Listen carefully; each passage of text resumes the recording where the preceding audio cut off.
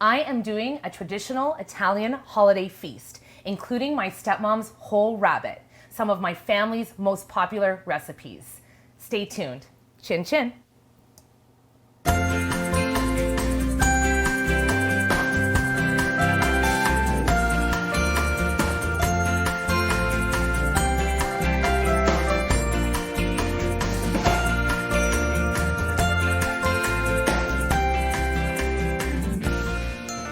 Today, I am having my family over for a holiday feast. Happy holidays, everyone. I'm doing a traditional Italian meal, some rabbit with roasted potatoes. I'll be doing a rapini dish with sausages that I have roasting in the oven right now. I'll be doing a traditional mixed green balsamic salad with shaved Parmigiano Reggiano, and a fruit platter and salami and all the things that you would get at a traditional Italian holiday meal. I've got my pan preheating here. I want it to get nice and hot.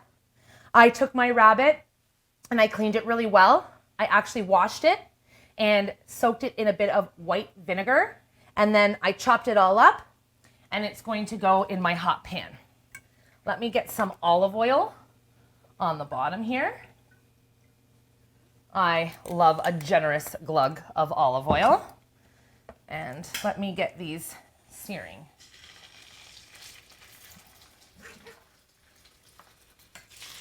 Listen to that sizzle. Love it. Now, if you don't eat rabbit, you could certainly do the same recipe with a whole chicken. Rabbit is something that is very traditionally eaten in Italian family celebrations, typically around Easter, but really any holiday.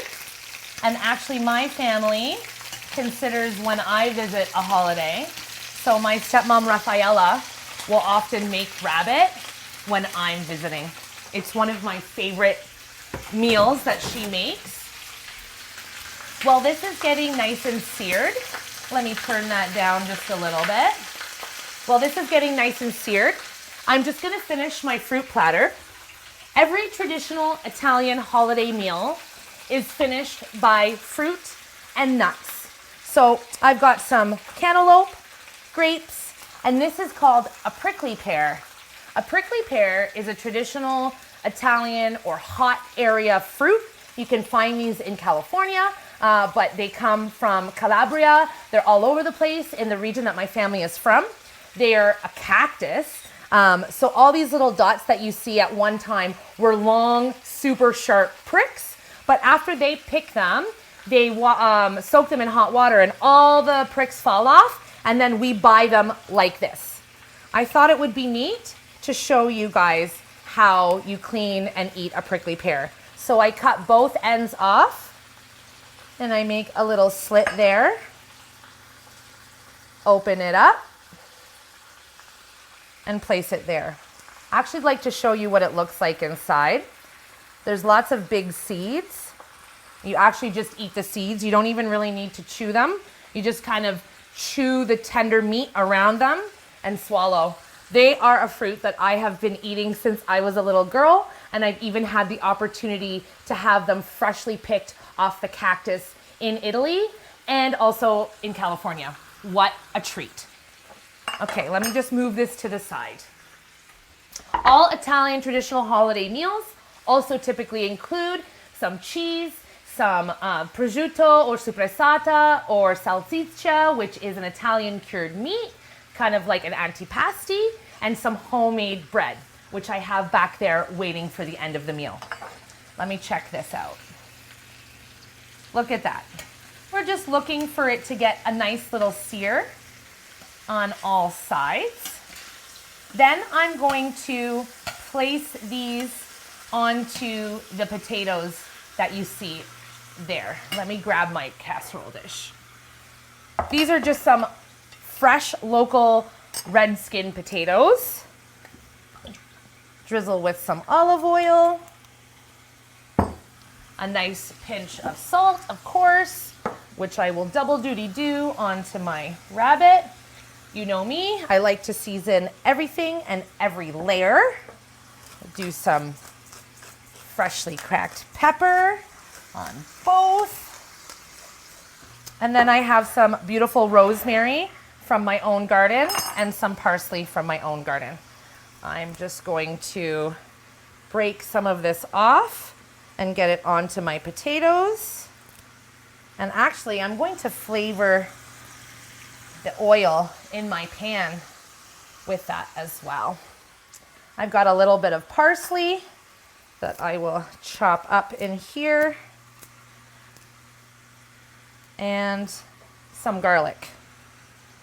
I'm going to use my hands to mix this all up.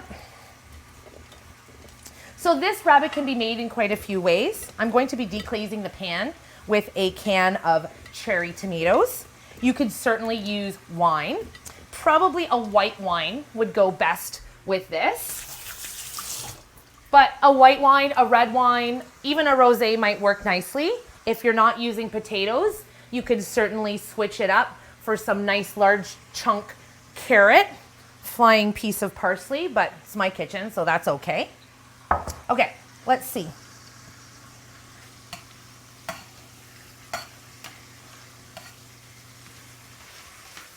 I've got my oven here set to 425 convection. If you don't have a convection oven, you would set it to 450. I am going to finish searing these.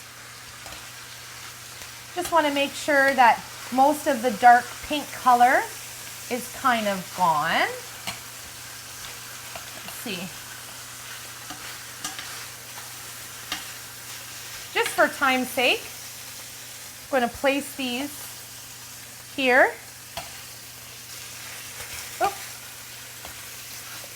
On top of my potatoes. I'm going to get my can of cherry tomatoes ready to go.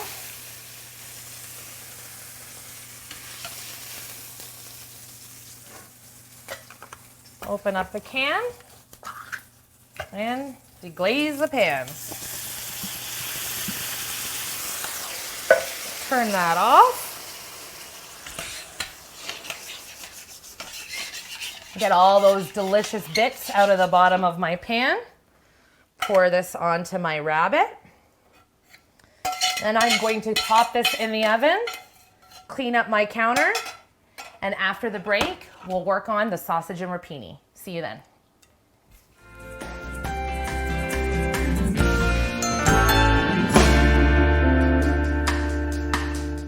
Be sure to follow Daniela on Instagram at MmmChef for all the latest posts, including behind-the-scenes looks of the Simply Cooking set and some delicious culinary creations that will definitely make you hungry.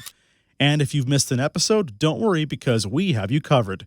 You can tune in or set your PVR to one of the rebroadcasts or log on to rogerstv.com/Ottawa or our YouTube page to check out all of our previous seasons and episodes.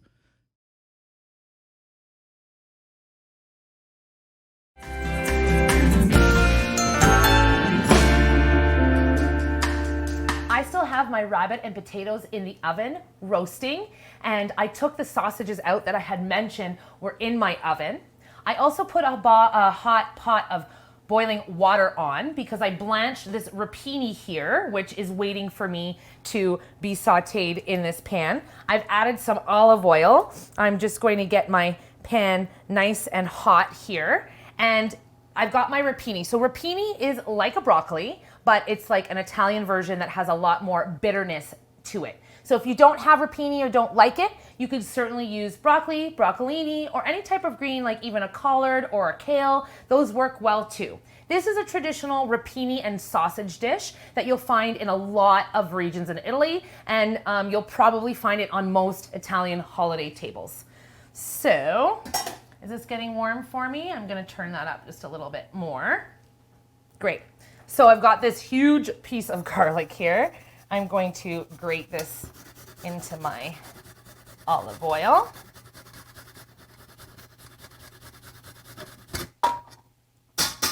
I don't think I need the whole thing. It's a pretty big piece of garlic. And I want to hear the sizzle, but there we go. I can see my garlic starting to actually sizzle. Add my blanched rapini. Oh, if only you guys could smell the delicious smell of garlic. It is just fantastic. Get this all nice and sauteed up. We want a little bit of spice, so I've got some hot chili flakes. If you don't like spice, you can certainly leave them out, but I'm a spicy girl and I like a lot of spice. I'm adding a nice generous pinch of salt, of course, and a little bit of black pepper. That is spicy, it's making me cough. All right, I'll turn this down now. Have my garlic stick to the bottom of the pan. So whenever that happens, I just add a little bit more olive oil. So every traditional Italian dinner starts with pasta. I've got a pot of water on here that I use for the rapini. And instead of wasting the water, I'm just gonna turn it back on to boil so that I can use it to boil my pasta.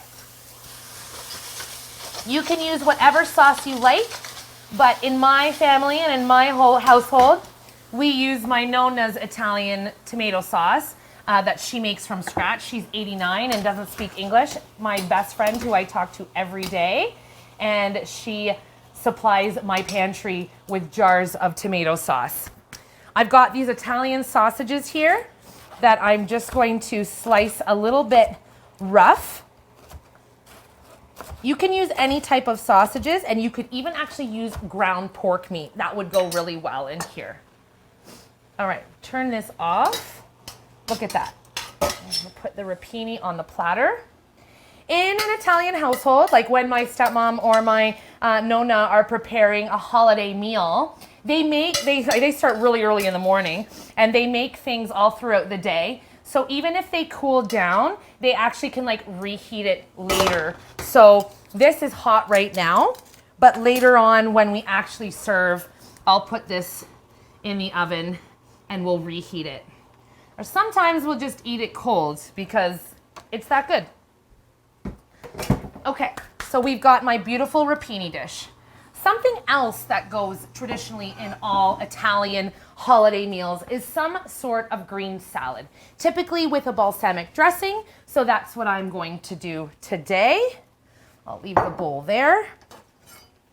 This is a fresh romaine that we got from the local farmer's market.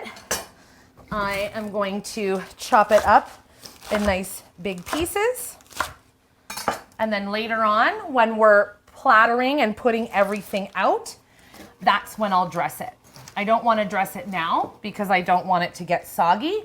And it's just going to be dressed with a simple drizzle of olive oil, balsamic, and a nice generous pinch of salt. But we can't have a mixed green salad, in my opinion, without some sort of cheese. Now, if you don't eat dairy, you could certainly omit this, or you could use something like a nutritional yeast, which will give you that Parmesan-y flavor. But I love a real piece of Parmigiano Reggiano. In the past, if you watched my show, you know that I'm typically dairy-free, but I'm mostly just conventional dairy-free. If you give me a piece of cheese from Italy that's unpasteurized, I probably won't say no. Get some beautiful ribbons. You can hear my pot of water already starting to boil. Okay. We'll put this to the side, and this way it's ready for me to dress a little bit later. Then I have a nice generous amount of salt, because you always want to salt the water when you're making pasta. That might have looked like a lot of salt, but we want the water to be like ocean water. We want the water to be really flavorful so that the pasta is also flavorful.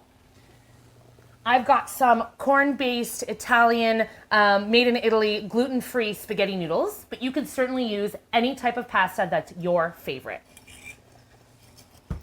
I like to twist it, and then it should fall exactly kind of how I want it. And then set a timer for 9 minutes, and we will get this going. I'm going to turn this pot down a little bit so that it doesn't overboil on me.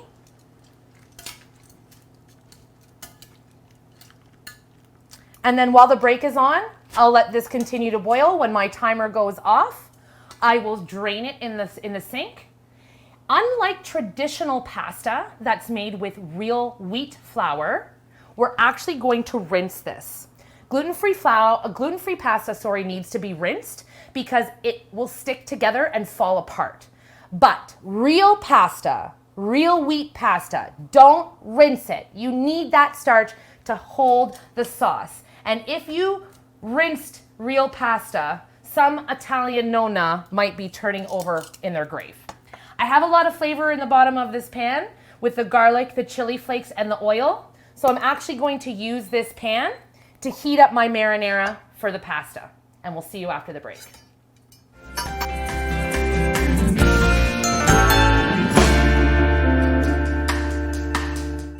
Food and discussion go hand in hand. Join the conversation on Instagram at MmmChef. Send us your questions. Tell us what you think. Tell us what you like to make. Maybe even send a picture of your own culinary creations. Good food, bringing people together for centuries.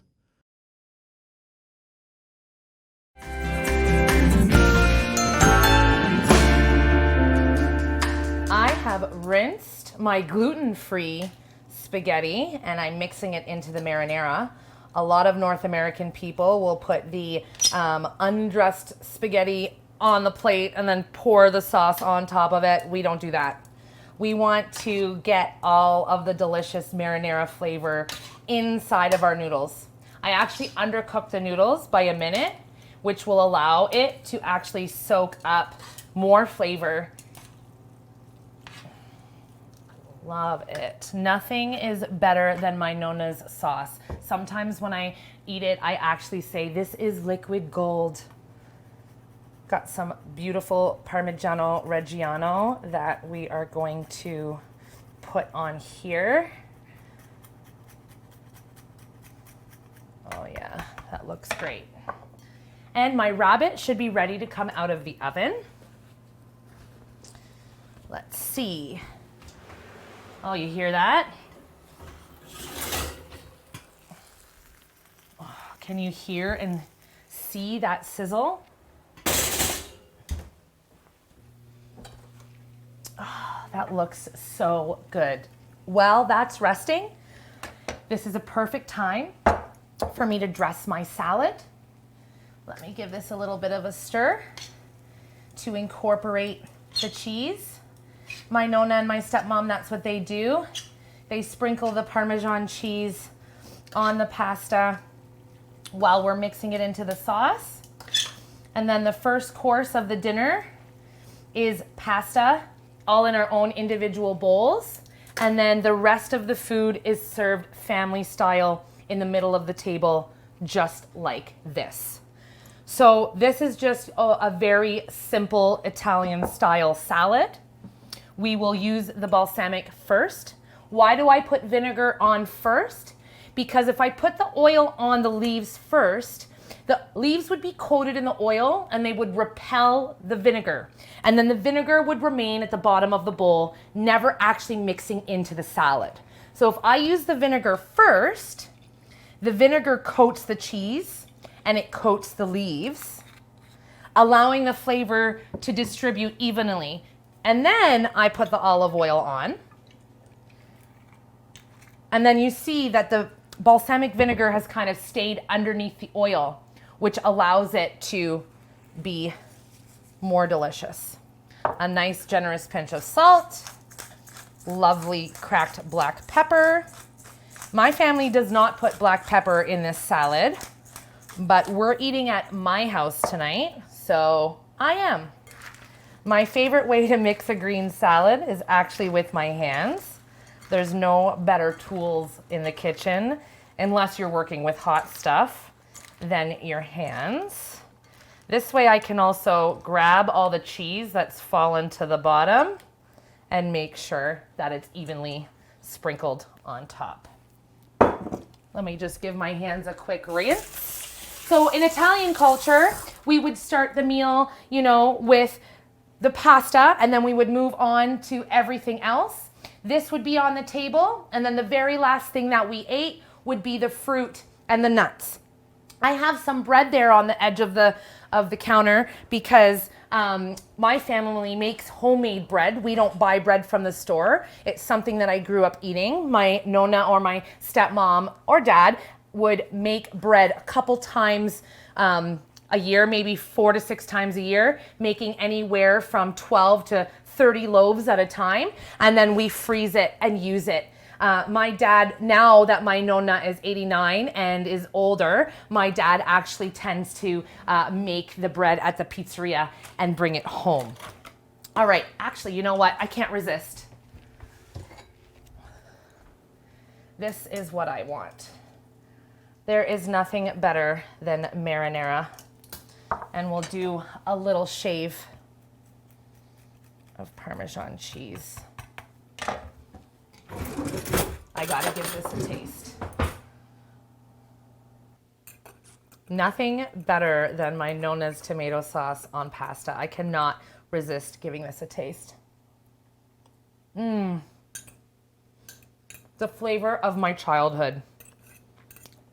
Liquid gold. Nothing's better. Now, let's look at this rabbit. We've got our potatoes that are all nice and soft and cooked through underneath. And then we have our actual rabbit that you can see is also already cooked through. You can see the meat is very white. Like I said, it's very similar kind of to like chicken meat. It's very tender and falling apart. I seared this and then I roasted it in the oven for almost an hour. Same thing. I must give this a taste. I'll make sure I have a little bit of rosemary and a little bit of the tomato. I can see the steam coming off of that.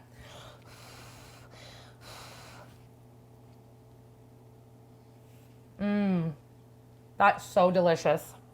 We could take this meat off and put it onto a platter. And if you like your potatoes nice and crispy, you could pop the casserole dish back into the oven to help all these softer, non-caramelized potatoes become a little bit more brown and caramelized. But I actually like to leave them white like this because then on my plate, I can mush the potato, which maybe you can see in the camera here. And I mush this potato and it soaks up all the delicious juices at the bottom. So when the potato's a little bit less roasted, it actually is drier inside and it can really soak up that delicious flavor.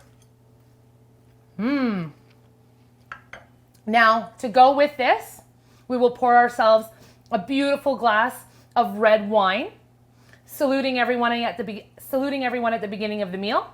And then at the end of the meal, when we bring out the fruit and the nuts, that's when my dad will get up and go to the espresso machine and make everyone an espresso. I hope you guys get inspired to do something a little bit different than your traditional holiday meal. Buon appetito. See you next time.